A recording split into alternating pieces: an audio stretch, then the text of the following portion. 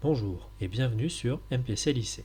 Dans cette vidéo, vous allez pouvoir retrouver quelques petits exercices d'application directe sur les intervalles. Pour chaque exercice, vous aurez quelques secondes pour faire pause et répondre à la question avant que je ne donne la correction complète. Pour ce premier exercice, il faut compléter les pointillés avec le symbole appartient ou le symbole n'appartient pas.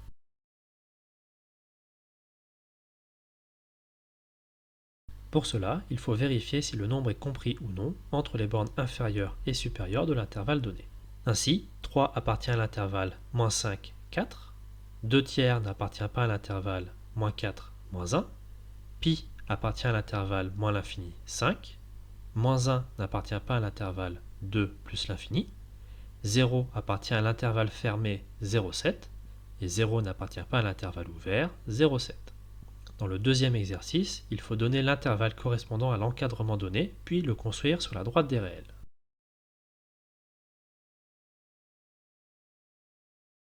On utilise ici les définitions du cours sur les intervalles. Pour le tracé, on place les nombres sur la droite des réels en ajoutant les crochets tels qu'ils ont été déterminés et on surligne la portion de la droite correspondante. Attention, les bornes plus et moins l'infini n'apparaissent pas sur la droite des réels. On commence par -3 inférieur ou égal à x strictement inférieur à 3, qui donne l'intervalle -3, 3, avec -3 compris et 3 non compris. Le tracé se fait ainsi, on place -3 et 3 sur la droite des réels avec des crochets identiques à ceux de l'intervalle, et on repasse en couleur la droite entre ces deux nombres. Pour l'encadrement 0 strictement inférieur à x strictement inférieur à 6, on obtient l'intervalle 0, 6 avec 0 et 6 tous deux non compris. Pour le tracé, on place 0 et 6 sur la droite avec les crochets correspondants et on repasse en couleur entre les deux nombres. Pour x supérieur ou égal à 3, on obtient l'intervalle 3 plus l'infini, 3 compris, la borne infinie étant non comprise car elle ne l'est jamais. On place 3 sur la droite des réels avec son crochet et on repasse en couleur toute la partie droite de la droite des réels. Pour x strictement inférieur à 2, on obtient l'intervalle moins l'infini 2 avec 2 non compris et la borne infinie non comprise car elle ne l'est jamais.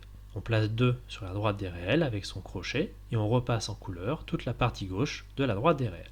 Pour ce dernier exercice sur les intervalles, il faut simplifier la réunion et l'intersection des deux intervalles donnés.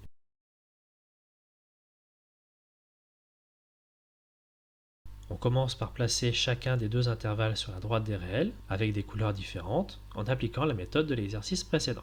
Pour la réunion de deux intervalles, on se déplace sur la droite des réels en partant de la gauche et dès que l'on rencontre une couleur, on obtient la borne inférieure de l'intervalle réunion. Tant que l'on reste sur cette partie colorée, on reste dans le même intervalle. La borne supérieure de l'intervalle correspond à la dernière valeur rencontrée. Dans le cas où les deux couleurs ne se superposent pas, on ne pourra pas simplifier la réunion de deux intervalles.